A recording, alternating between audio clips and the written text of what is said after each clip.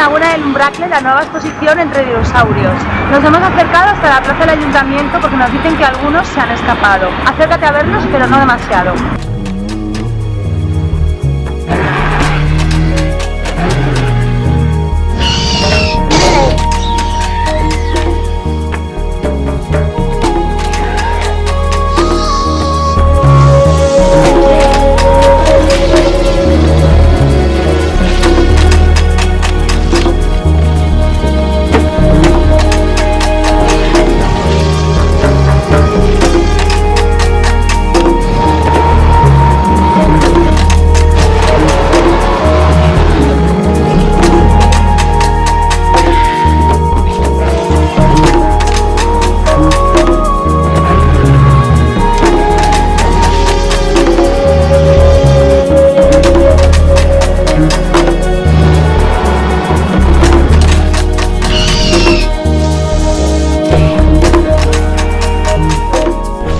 Bienvenidos a la exposición Entre dinosaurios. En esta exposición vamos a poder encontrar dinosaurios robotizados.